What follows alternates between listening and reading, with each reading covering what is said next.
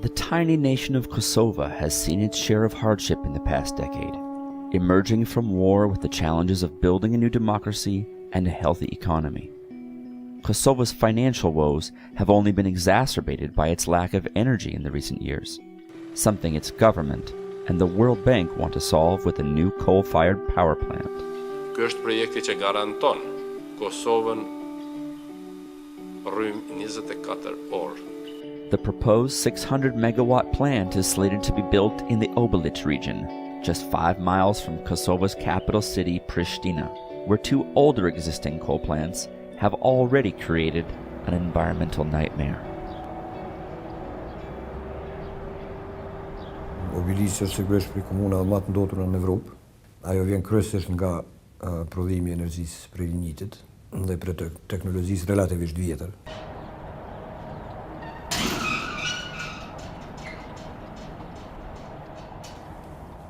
Ai përpara nuk ka qenë edhe bash çështë ambienti çështë çush është sot. Përpara ka pak më ndryshe. Veç po them 20-30 vite ka me që të branhet që vuj se më për tjera vesenave ato mos të njema. Zakonisht për i branhitit të thmija më shumë të që e ndikon, të thmija.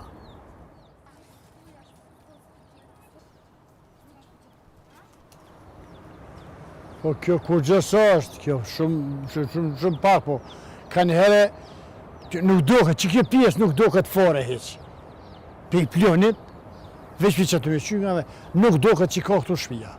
In fact, while the Kosovo Institute for Public Health has made no comprehensive studies on the overall health effects of the coal plants in the region, studies in the USA show that pollution from coal plants cause over 13,000 premature deaths each year in America, and cost over $200 billion a year in healthcare. There can be harmful effects to the skin, the eyes, the breathing passages, things that come in direct contact with these substances, but also further along, it's well recognized there can be damage to the kidneys,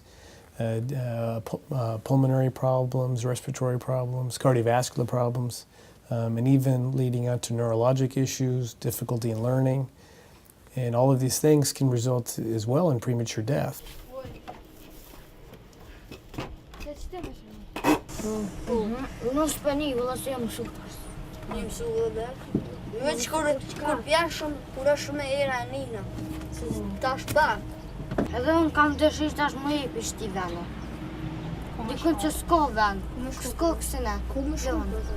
What these kids don't realize is that they live above the 5th largest reserve of lignite coal in the world, enough to power its new plant for the next half-century, something the Kosovar government sees as an economic no-brainer.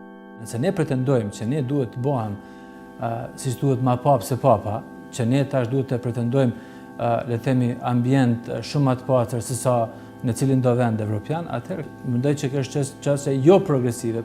But this vast resource may prove costly for Kosovo's hopeful entry into the European Union, as member states pay increasing taxes on their CO2 emissions. Europe is going in the direction of low carbon and zero carbon electricity sources and moving towards generation from renewable sources like wind power, wave power, solar power, and a whole range of other technologies. That means any individual power plant that emits carbon dioxide has to, at the moment, pay about 13 to 20 euros for every ton of carbon dioxide that comes from a plant. Over time, that cost will go up for every single ton. But here's the thing, the worst, most polluting possible option, which will cost the most in the long run, is basing your power on lignite, the single most carbon-intense form of energy that you could possibly have. One man who has taken up the war on coal is Nezir Sinani, former spokesman for the Kosovo Energy Corporation. Now part of a civil society coalition against the new plant, he spends most of his time in Washington, D.C., trying to convince the World Bank to take a closer look at improving energy efficiency and exploring renewable energy in Kosovo before approving the new coal-powered plant. We did see the need to convince all the stakeholders that Kosovo doesn't need an energy strategy which solely focuses on using lignite, but to diversify it and see what are the other options within Kosovo. We've got many problems that are affecting our energy sector today, and if we tackle those problems at this stage, we would avoid the need for new generation capacity in the near future. And these problems have mainly to do with the energy losses, which today in our country exceed 37% of all generated and imported electricity in the country, and that's a huge problem. If we have a new coal plant, a 600 megawatt new coal plant, what we will be doing is just increase the amount of electricity which we produce out of coal, but at the same time increase the energy losses. We got connected with the Kosovo project primarily through some NGO partners that we have and also some KOSOVO'S that we met in DC who were there trying to raise the issue, raise the profile of a very destructive project that the World Bank is considering supporting. And when we dug into it a bit more, we found out that it's actually our government that is really pushing this project, that the project has no life within the World Bank without the support of the United States. In 2011, a low-level official from the U.S. Department of Treasury wrote a letter to the World Bank, quietly urging it to push the Kosovo project forward. We felt that it was really something that we needed to become involved in.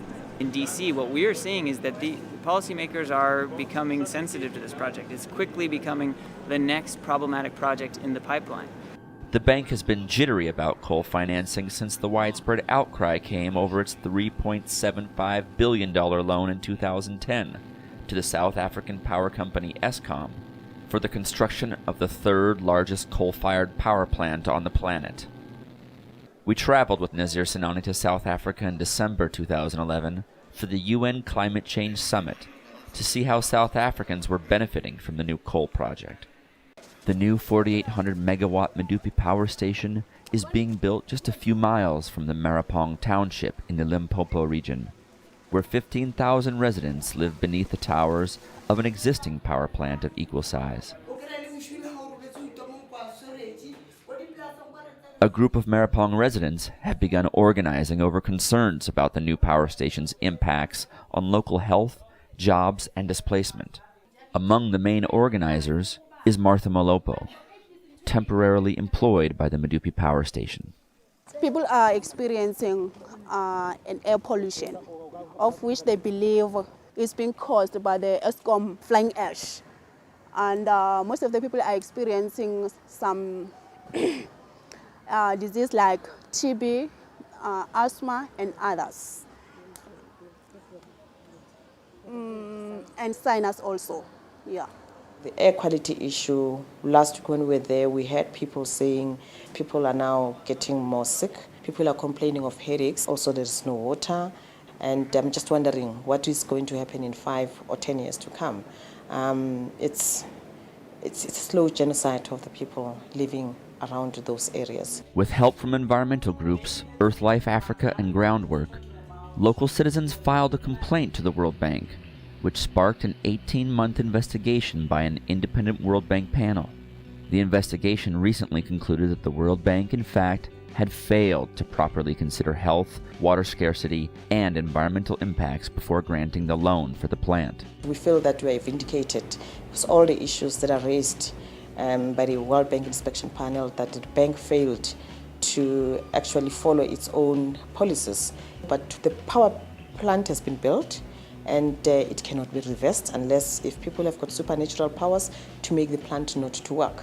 The World Bank cannot handle climate finance when at the same time the World Bank is destroying the planet, is destroying the climate.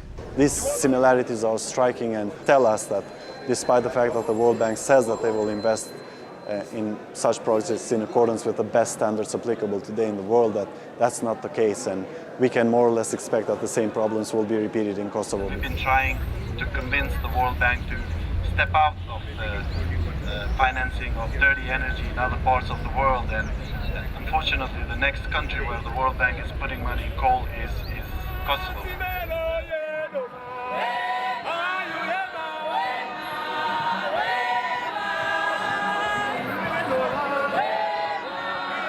While activists from Kosovo, South Africa, USA, and other nations begin to unite against new coal projects, the The World Bank president, Robert Zoellick, defends the bank's decisions to continue coal financing. How do you affect the fact that if South Africa doesn't have electricity, that people won't have jobs?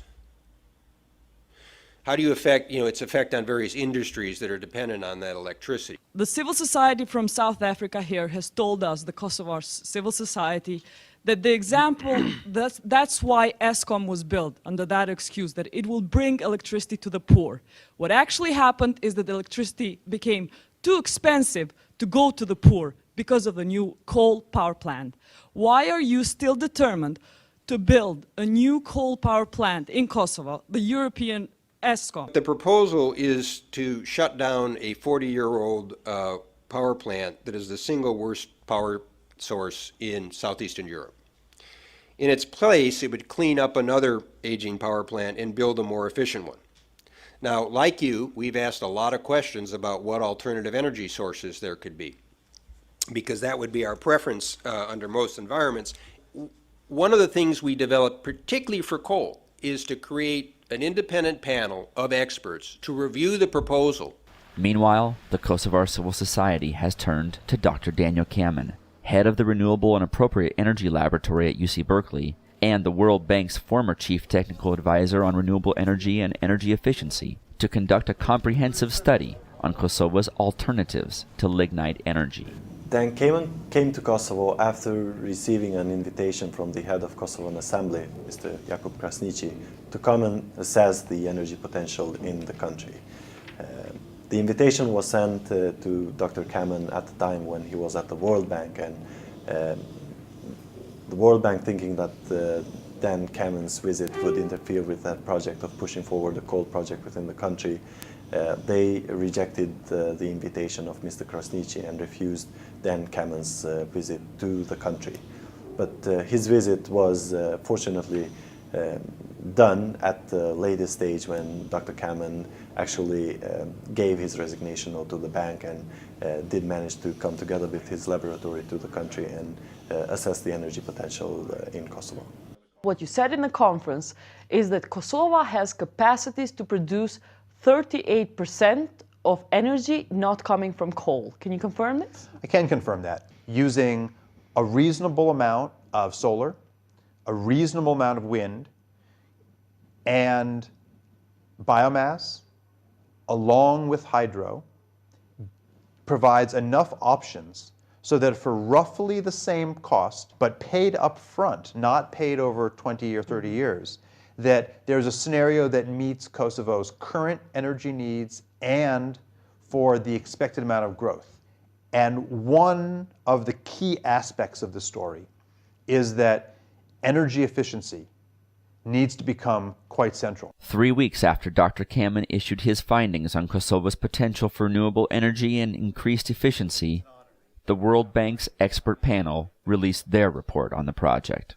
The recommendation of the expert panel to the World Bank was that the coal plant which the Kosovan government has proposed to get the partial risk guarantee from the World Bank is actually in line with the World Bank policies. Tash një maroshin edhe që të tren, atëhere që kjo pjesë që tu mo s'ka pse me nejt tu heq.